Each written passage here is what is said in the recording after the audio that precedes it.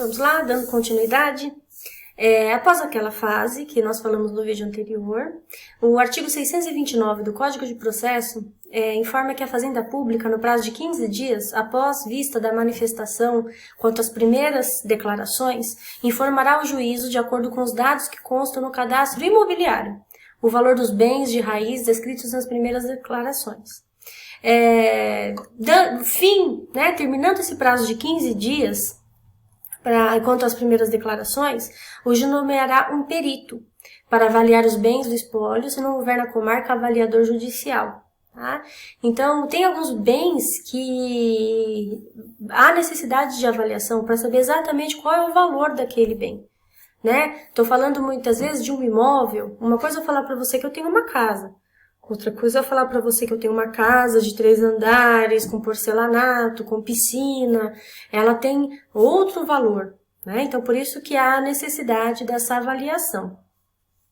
Essa avaliação ela será dispensada do ponto de vista fiscal quando já há prova do valor dos bens cadastrados pelo Poder Público Municipal para fins de cobrança de IPTU. Tá? Então, se já tiver essa comprovação nos autos, a avaliação para fins fiscais ela poderá ser dispensada. Tudo bem? Vamos para o próximo aqui. Opa, digitei errado aqui. Nos casos envolvendo estabelecimento empresarial, né, então se o falecido ele era empresário, o juiz nomeará um perito para avaliar as cotas e apuração de haveres, tá? Para saber qual que é o valor das cotas daquele empresário, quanto que ele tem de direito naquela sociedade, tá? Artigo 630, parágrafo único do CPC. Agora, no que diz respeito a procedimentos de avaliação, o perito deve seguir no que forem aplicáveis as regras previstas no artigo 872 e 873 do CPC. Tá? Ele tem que seguir as regras, mesmo sendo um processo de inventário, não há alteração nesse sentido. O artigo 871, inciso 2º, ele diz o seguinte, que não se procederá à avaliação quando se tratar de títulos ou mercadorias que tenham cotação em bolsa, comprovada por certidão ou publicação no órgão oficial. Por exemplo, o falecido ele tinha ações de uma sociedade anônima, né? Ele comprou algumas ações na Bolsa de Valores. Então, com uma certidão, né, do órgão da Bolsa de Valores, por exemplo, você consegue saber a cotação do dia. E aí há ciência de qual é o valor que aquela pessoa ela tem em ações. Vamos para o próximo aqui. Conforme com o novo CPC, o artigo 872, a avaliação realizada pelo oficial de justiça constará de vistoria e de laudo anexados no auto de penhora. Tem alguns casos, gente, que não há necessidade do juiz indicar um perito. Se for algo que o oficial de justiça consiga fazer, sem problema, tá? E se for questionado pelas partes, né? Se as partes falam, não, mas ele avaliou de forma incorreta, tal, aí a possibilidade de chamar um perito para avaliar. Mas tem fé pública, tá? O oficial de justiça tem a possibilidade de fazer lá, anexar o auto de penhora, a sua avaliação. Em caso de perícia efetuada por avaliador, de laudo apresentado no prazo fixado pelo juiz, devendo-se em qualquer hipótese especificar. Então, tem que especificar o seguinte: os bens com as suas características e o estado que se encontra, tá? Vão até a casa lá da pessoa. Digamos, o oficial de justiça foi até lá, tinha uma bicicleta. E aí ele vai lá, fala quais são as condições, né? Hoje a bicicleta custa 20, 30 mil reais, é um bem valioso. E o valor dos bens? Qual que é o valor dos bens, tá? Tem alguns bens, gente, que já tem, por exemplo, um veículo, já tem tabela FIPE, né? É possível saber o valor, não há necessidade de uma perícia para tal, né? Porque já consta o valor. Só que se for, por exemplo, um item de colecionador, né? Um veículo placa preta, então já muda aí. Placa preta é que tem mais de, acho que 70%, 80% dos itens originais do veículo, o valor, né, fica muito mais caro do que numa tabela FIPE, alguns nem estão lá. Daí sim é o caso de uma avaliação. Insta verificar que a norma atual manda aplicar a regra relativa à avaliação feita por oficial de justiça. Aqui, ó. O parágrafo 1º do artigo 872, ele estabelece que quando o imóvel for suscetível de cômoda divisão, a avaliação, tendo em conta o crédito reclamado, será realizada em partes, sugerindo-se com a apresentação de memorial descritivo os possíveis desmembramentos para alienação. Então, digamos que é um imóvel, né, um terreno de 1000 metros, né, e temos aí 2 herdeiros. Então, há a possibilidade desse desmembramento desse terreno aí para os 2 herdeiros. Então, já vai ter lá a apresentação de um memorial descritivo. Dando continuidade, efetivada a avaliação e, sendo o caso apresentada a proposta de desmembramento, as partes serão ouvidas no prazo de 5 dias. Como o perito avaliador é dotado de fé pública, em regra, não há repetição de avaliação. Entretanto, essa premissa comporta exceções, pois o artigo 873 do CPC trata da possibilidade de reiteração do estudo quando. Então, temos 3 possibilidades, tá? Provar o erro ou dolo do avaliador, né? Pode acontecer de errar, não tem problema. Muitas vezes ele foi lá, fez uma avaliação, achou que o valor é tanto, sei lá, uma joia ou algo aí específico que ele acabou avaliando, só que por um erro ele se confundiu com a pedra, né? Ele falou que era rubi e era esmeralda, teve uma alteração. B. Se verificar posteriormente a avaliação que houve majoração ou diminuição do valor dos bens. E C. Houver fundada dúvida sobre o valor atribuído do bem. Tá? Então, via de regra, né? Não tem uma nova perícia porque ele tem fé pública, mas se acontecer uma dessas 3 situações, há a possibilidade de remarcar, né? Realizar um novo estudo. Não se expedirá a carta precatória para avaliação de bens situados fora da comarca, por onde corre o inventário, se eles forem de pequeno valor ou perfeitamente conhecidos do perito nomeado. Olha que interessante, isso daqui é uma novidade do novo CPC. Antigamente, com o CPC anterior, tudo era expedição de carta precatória. O que é carta precatória? É um documento expedido pelo fórum, distribuído em outra comarca, para que essa avaliação seja feita por um avaliador lá daquela outra comarca. Gente, isso demorava demais. Agora, se for bens de pequeno valor, perfeitamente conhecidos pelo perito, ele já pode passar um valor sem a necessidade dessa carta precatória, tá? No artigo 633 do CPC, sendo capazes todas as partes, não se procederá à avaliação se a fazenda pública concordar expressamente com o valor atribuído nas primeiras declarações aos bens do espólio.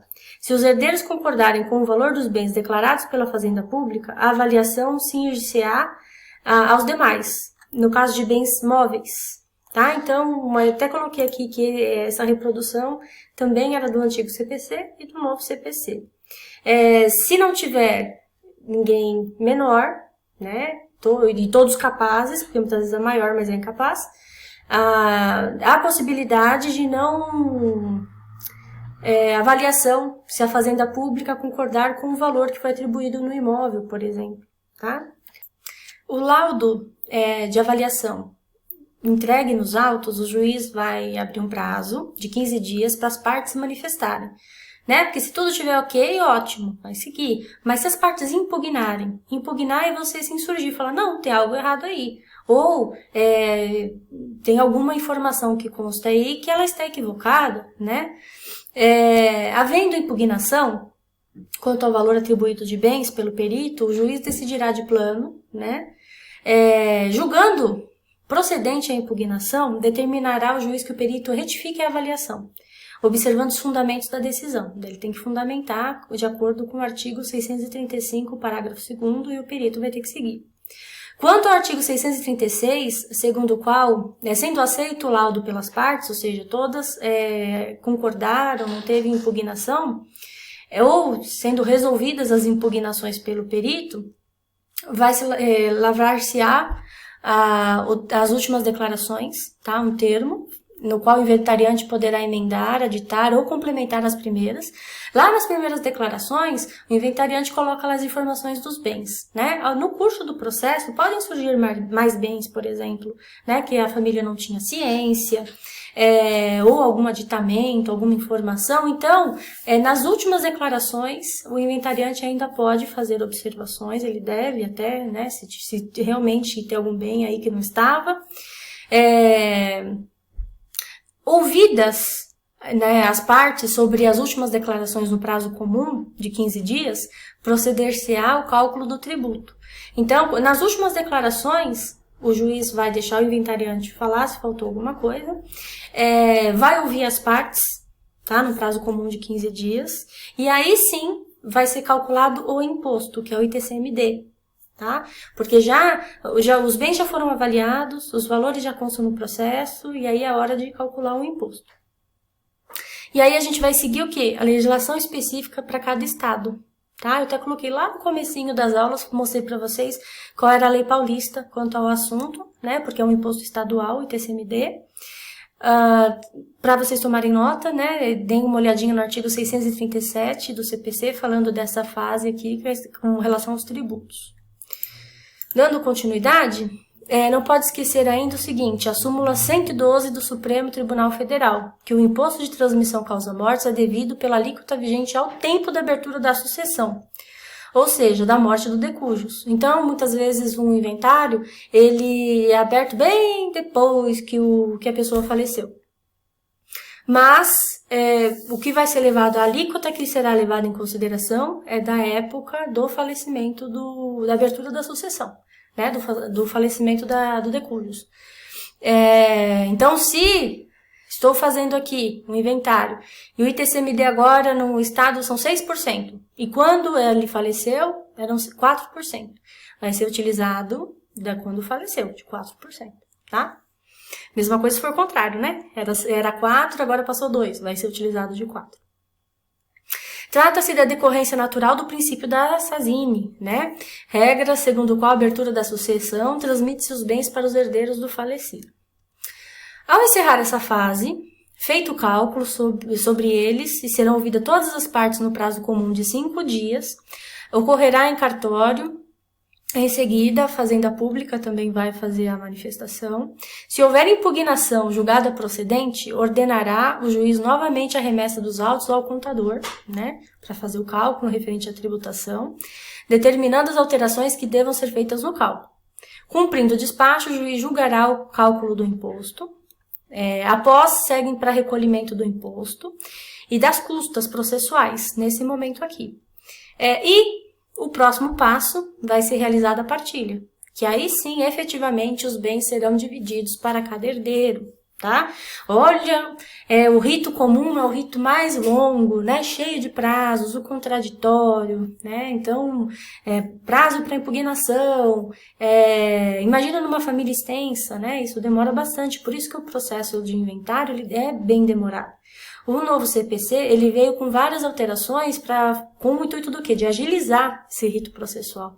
Porque tem alguns que levam vários anos nos autos, né? Coloquei aqui para vocês um saiba mais. Em razão da lei especial, né? Coloquei aqui o número da lei para vocês. O pagamento dos valores devido ao empregado é feito aos sucessores independente de inventário ou arrolamento. Em suma, tratando-se de verbas trabalhistas, os valores podem ser partilhados entre os herdeiros diretamente pelo juízo do trabalho, independente de inventário na esfera civil. Então, se aquele saldo de salário, né, o empregado faleceu, então a família, há necessidade do recebimento, né, do que ficou em haver, a família poderá receber, independente de inventário, na esfera civil. Isso diretamente na Justiça do Trabalho. No próximo vídeo, nós vamos falar sobre inventário judicial, pelo rito ou procedimento sumário. Eu vou esperar vocês até daqui a pouco.